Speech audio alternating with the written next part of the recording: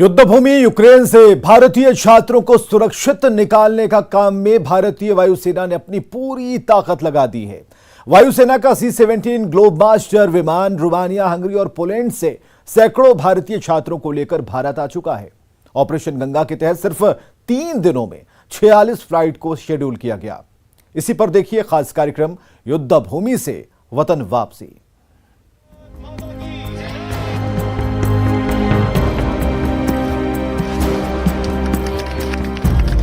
भारत माता की जय, भारत माता की जय, भारत माता की जय, भारत माता की जय। तो यूक्रेन युद्ध की आग में धधक रहा है और इस तरह भारत में लोगों की सांसें अटकी हैं, लेकिन सरकार ने कमर कस ली है कि किसी भी हाल में अपने नागरिकों को सुरक्षित निकाल लाएंगे और इसके लिए केंद्र सरकार ने ऑपरेशन गंगा चला रखा और इस ऑपरेशन में भारतीय वायुसेना को शामिल कर लिया गया है। वायुसेना के शामिल होते ही ऑपरेशन में तेजी आ गई है। लगातार यूक्रेन में फंसे भारतीयों को वतन वापस लाया जा रहा है।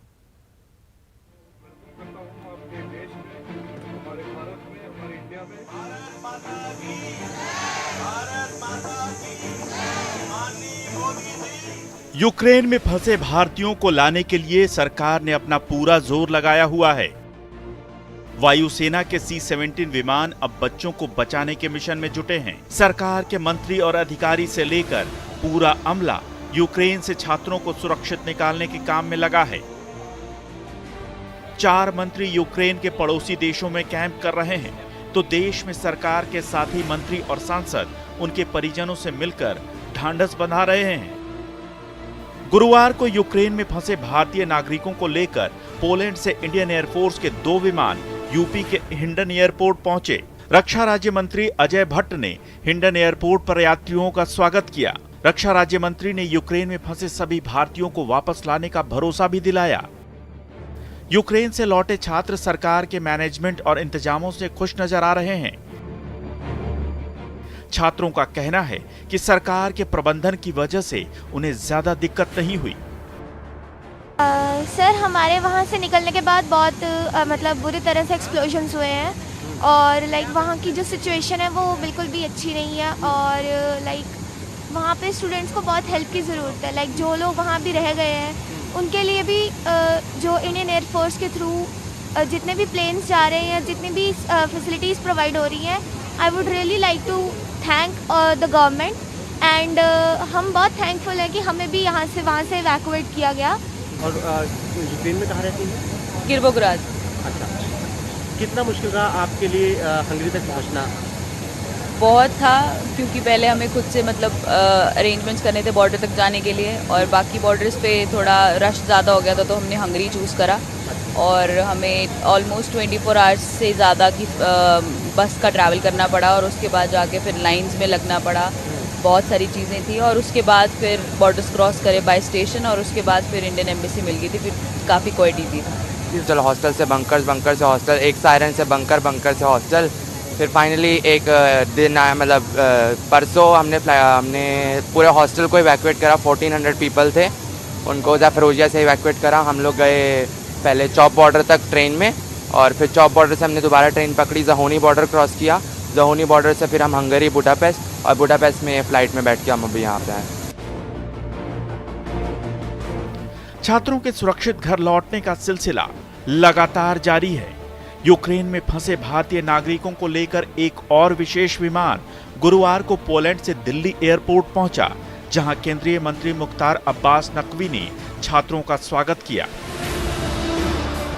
तो ऑपरेशन गंगा है, वो भारत के सभी नागरिकों को सुरक्षित हिंदुस्तान वापस लाने का भारत के सामर्थ्य और नरेंद्र मोदी जी के संकल्प का सबूत है। और इतनी बड़ी संख्या में युद्ध के बारूदी ढेर से हिंदुस्तान के हजारों की संख्या में जो हमारे नागरिक हैं, जो हमारे छात्र हैं, उनको सुरक्षित हिंदुस्तान लाया जा रहा है। युद्ध स्तर पर उस मिशन की निगरानी, उस मिशन का नेतृत्व नरेंद्र मोदी जी स्वयं कर रहे हैं और जैसा कि हमेशा ऐसे संकट के समय में वो फ्रंट से हमेशा संकट मोचक की भूमिका निभाते रहे हैं और संकट के समय में हमारे हिंदुस्तान और हमारे हिंदुस्तानियों की सुरक्षा पूरी मजबूत हो, पूरी तरह से सुरक्षित हो, पूरी तरह से सुनिश्चित हो, इस काम के लिए हमेशा टेस्टेड और ट्रस्टेड नेतृत्व है हिंदुस्तान का, वो नरेंद्र मोदी जी का है। हम यहाँ आ गए, यहाँ की सरकार का बहुत बहुत धन्यवाद, नरेंद्र मोदी का धन्यवाद। हम जहाँ रहे थे वहाँ पे स्वामीनारायण ने जो सेवा की उसका भी धन्यवाद। हम सबको थैंक यू कहना चाहते हैं क्योंकि हम यहाँ आ गए, हमारी फैमिली खुश है, हम खुश है, हम सब खुश है। नरेंद्र मोदी की भी बहुत बहुत धन्यवाद क्योंकि उन्होंने हमारे लिए जो आयोजन किया है, हमें यहाँ पहुँचाया है। हमारी एम्बेसी का भी बहुत बहुत धन्यवाद क्योंकि आज हम यहाँ खड़े हैं वो उन लोगों के कारण ही है। बच्चों को आने नहीं दिया जा रहा है, मारा जा रहा है वहाँ पे, और बट जब एम्बेसी ने हेल्प करा हमें क्रॉस करने में, पोलैंड में बच्चे सेफ हैं इस टाइम पे, तो मैं बस इतना ही है, एम्बेसी को थैंक यू करूँगा अपने। हाँ जी हाँ जी हाँ जी हाँ जी, ट्राई कर रही है इंडियन गवर्नमेंट, सबको इवैक्यूएट कर रही है। बहुत अच्छा लग रहा है हमें घर वापस आके। इस अभियान से एयरफोर्स के जुड़ने के बाद छात्रों को वापस लाने के काम में तेजी आई है। गुरुवार को एयरफोर्स के 4 विमानों से 798 यात्री भारत लौट चुके हैं। इस काम में एयरफोर्स के C-17 विमान लगाए गए हैं। इनमें एक विमान रोमानिया की राजधानी बुखारेस्ट से 200 भारतीय छात्रों को लेकर वापस आया। दूसरा विमान हंगरी की राजधानी बुडापेस्ट से 210 यात्रियों को लेकर भारत पहुंचा। तीसरा विमान पोलैंड के रेजेजो से 208 भारतीय छात्रों को लेकर गाजियाबाद के हिंडन एयरपोर्ट पहुंचा, जबकि चौथी फ्लाइट 180 छात्रों को लेकर बुडापेस्ट से भारत आई। एयरपोर्ट पर सभी छात्रों का भव्य स्वागत किया गया। सिर्फ इतना ही नहीं, यूक्रेन में फंसे भारतीय नागरिकों को लेकर एक विशेष फ्लाइट मुंबई भी पहुंची। मुंबई एयरपोर्ट पर केंद्रीय रेल राज्य मंत्री राव साहब पाटिल दानवे ने यात्रियों का स्वागत किया। मैं आपसे रिक्वेस्ट करूंगा, आप तो भले भारतीय यहाँ पर आए हैं, सुखरूप है, लेकिन जो आपके फ्रेंड है और जो भी कोई वहाँ पर अभी रुके हैं, उनको यहाँ से फोन पर बात करके सबको बता दे कि देश के प्रधानमंत्री आप सभी की चिंता कर रहे हैं। आप इस देश में आने के लिए सभी भारतीय आपका इंतजार कर रहे थे। मुझे ऐसा लगता है कि यहाँ आने के बाद हम सभी को यहाँ पर खुशी हुई है। आपको अपने अपने स्टेट में जाना है, आपके आपके जिलों में जाना है। इसके लिए भारतीय रेलवे ने यहाँ पर एक हेल्प डेस्क खोला है, टिकट काउंटर भी खोला है, गाइड करेंगे। मुझे ऐसा लगता है कि आप सभी उसका उपयोग ले सकते हैं। मैं फिर से मोदी जी की ओर से आप सबका स्वागत करता हूँ। भारत माता की जय, Vande Mataram, Vande Mataram. It was good. The initiative of the Indian government was good, and the management was quite well. In the repatriation process. Now, how are you feeling? I'm feeling completely relaxed and happy. As soon as I got the boarding pass, and I was super excited at that time. So finally, I'm going back to my home country. चीज थी वहाँ पर जो हमें border cross करना था, वो बहुत मुश्किल था हमारे लिए। कि वो 3000 बच्चों के बीच से खुद का नंबर लाना बहुत मुश्किल था, वो चीज बहुत मुश्किल थी। बाद में हम वहाँ से आगे गए बस से, वहाँ से आगे इंडियन एम्बेसी ने बहुत से अच्छे से ख्याल रखा। और एक चीज थी कि फ्लाइट मिलना, तो वो एक प्रॉब्लमेटिक थी, फ्लाइट मिल नहीं रही थी बच्चों को, तो फिर भी कैसे वैसे करके हम आ गए यहाँ पर इंडियन एम्बेसी की वजह से। Thank you for that. And बहुत बच्चों ने बहुत ज्यादा स्ट्रगल सहा है। यूक्रेन संकट के बीच कुछ सुखद तस्वीरें भी सामने आ रही हैं। संकटग्रस्त यूक्रेन से जो लोग भारत वापस आ रहे हैं, वो अपने साथ अपने पालतू जानवरों को भी ला रहे हैं। जिन कुत्ते और बिल्लियों के साथ वो सालों से रहते आ रहे हैं, उनसे बिछोड़ना और उन्हें संकट में छोड़ना इन्हें गवारा नहीं था।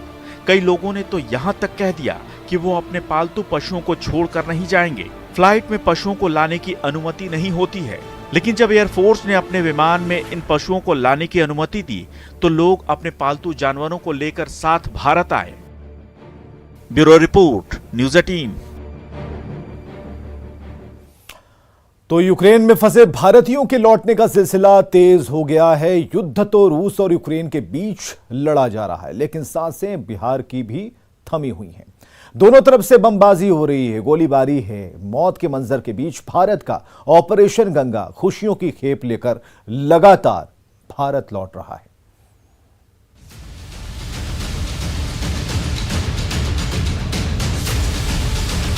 यूक्रेन के शहरों में तबाही का यह मंजर युद्ध की विभीषिका दिखा रहा है। ताबड़तोड़ बम वर्षा और अंगारों के बीच लोग एक एक सांस के लिए जंग लड़ रहे हैं, लेकिन तबाही के आलम के बीच भारत का झंडा बुलंद है। यूक्रेन से भारत के छात्रों को वापस लाया जा रहा है।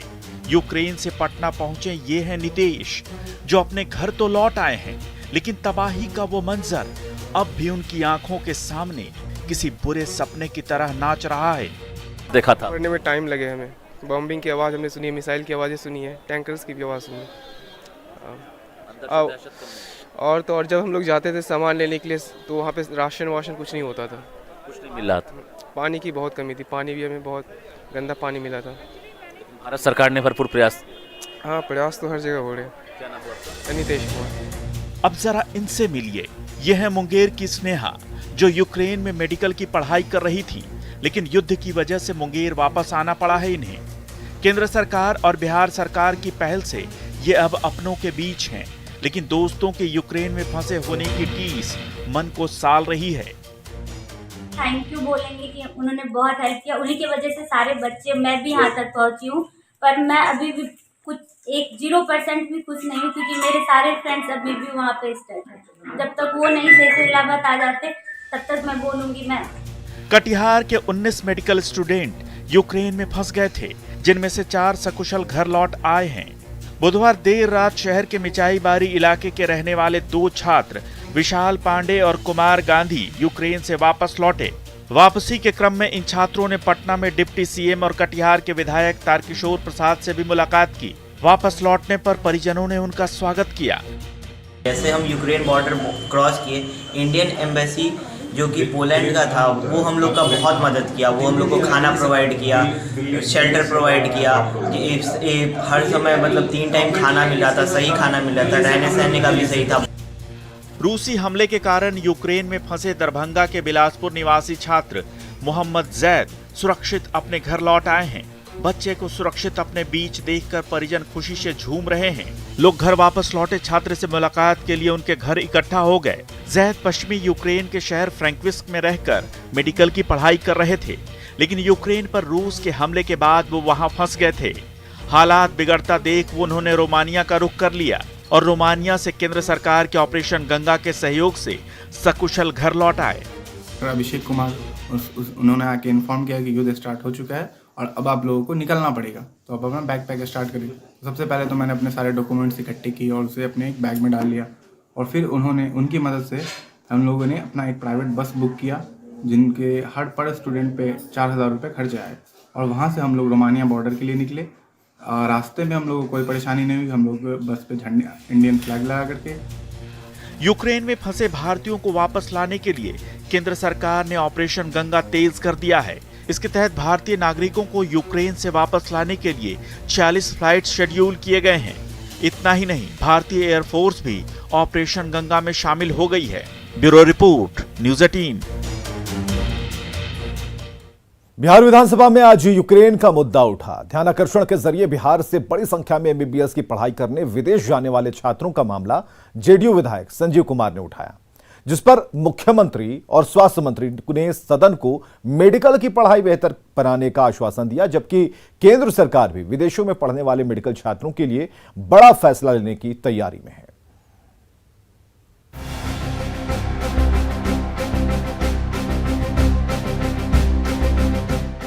बिहार में सरकारी मेडिकल कॉलेजों की कमी के चलते बिहार के हजारों छात्रों को एमबीबीएस की पढ़ाई के लिए निजी मेडिकल कॉलेजों में नामांकन के लिए लाखों रुपए खर्च कर देश विदेश तक जाना होता है। यूक्रेन इसका ज्वलंत उदाहरण बना हुआ है। आए दिन छात्रों को यूक्रेन से वापस स्वदेश लाया जा रहा है, क्योंकि ज्यादातर छात्र जो यूक्रेन में पढ़ाई कर रहे हैं उनमें से अधिकतर मेडिकल के ही छात्र हैं। ऐसे में यूक्रेन का मुद्दा गुरुवार को बिहार विधानसभा में भी उठा, सत्ताधारी जेडीयू के विधायक डॉक्टर संजीव कुमार ने मामले को ये कहकर उठाया कि बिहार में मेडिकल कॉलेजों की कमी और देश के प्राइवेट मेडिकल कॉलेज की महंगी फीस के चलते छात्रों को मजबूरी में विदेश जाना होता है। ऐसे में सरकार फी कैपिंग कर छात्रों के पलायन को रोके। बिहार के गरीब मेधावी छात्र एमबीबीएस पढ़ाई के लिए इतनी बड़ी रकम नहीं दे पाते, जिनके कारण हजारों आर्थिक रूप से कमजोर छात्र छात्राएं मेडिकल की पढ़ाई से वंचित रह जाते हैं। जबकि यूक्रेन, नेपाल, चीन, फिलीपींस इत्यादि देशों में एमबीबीएस पढ़ाई के नामांकन तथा छात्रावास में प्रत्येक वर्ष मात्र 4 से 5 लाख रुपए की लागत आती है। बिहार के निजी चिकित्सा महाविद्यालयों में एमबीबीएस पढ़ाई के लिए फी कैपिंग करने तथा सरकारी चिकित्सा महाविद्यालयों की संख्या में बढ़ोतरी करने हेतु हम सदन के माध्यम से सरकार का ध्यान आकृष्ट करते हैं। मामला सदन में उठा तो मुख्यमंत्री नीतीश कुमार ने भी आश्वासन दिया कि छात्रों की बेहतरी की कोशिश जरूर की जाएगी। वैसे सीएम ने यूक्रेन को पूर्व सोवियत संघ का हिस्सा बताते हुए वाम दलों पर निशाना भी साधा, जबकि बिहार के स्वास्थ्य मंत्री मंगल पांडे ने भी भरोसा दिया कि फीस कैपिंग को लेकर सरकार कदम उठा रही है। पहले भी जाते थे तो यूक्रेन तो रूस का ही हिस्सा था, तो उस समय तक खाली कम्युनिस्ट पार्टी वाले जाते थे, सीपीआई और सीपीएम के लोग ही बाहर पढ़ने जाते थे।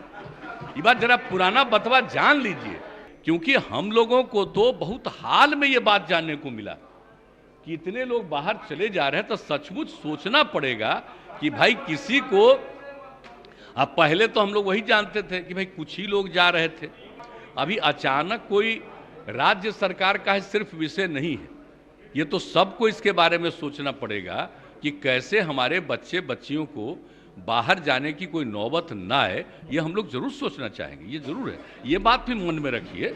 माननीय सदस्यों की भावना के संबंध में एवं जनहित में शिक्षण शुल्क के उचित निर्धारण हेतु माननीय सर्वोच्च न्यायालय के निर्देशानुसार गठित स्वतंत्र इकाई शिक्षण शुल्क निर्धारण समिति को भी विभाग द्वारा सम्यक विचारण हेतु अवगत करा दिया जाएगा। मेडिकल कॉलेजों में फी कैपिंग सहित कई मुद्दों को सुप्रीम कोर्ट मॉनिटर करता है। सुप्रीम कोर्ट की गठित कमेटी ही छात्रों की फीस तय करती है। निजी मेडिकल कॉलेजों में 50% छात्रों से सरकारी कॉलेजों के बराबर फीस लेने का प्रावधान अगले साल से लागू हो जाएगा, ऐसी उम्मीद है। बिहार में फिलहाल 12 सरकारी मेडिकल कॉलेज संचालित हैं। ऐसे में चिकित्सा की पढ़ाई विदेश में करने वाले छात्रों को परेशानी ना हो, इसके लिए केंद्र सरकार बड़ी पहल करने जा रही है। दरअसल स्वास्थ्य मंत्रालय की ओर से नेशनल मेडिकल कमीशन को चिट्ठी लिखी गई है, जिसमें केंद्र सरकार FMGL रेगुलेशन एक्ट 2021 में बदलाव करने जा रही है, ऐसा कहा गया है। अब तक विदेशी मेडिकल कॉलेज के छात्रों को भारत से बाहर ट्रेनिंग और इंटर्नशिप करनी होती है, लेकिन फॉरेन मेडिकल ग्रेजुएशन लाइसेंसिएट के नियमों में बदलाव होने से अब बाहर पढ़ रहे छात्रों को फायदा मिलने वाला है। जाहिर तौर पर ऐसे कदम उठाए जाने से विदेशों में पढ़ रहे भारतीय छात्रों को बड़ी राहत मिल सकती है, जिसका फायदा बिहार के छात्रों को भी पहुंचेगा। Bureau report, news 18। और खबरें लगातार जारी हैं, आप बने रहें हमारे साथ।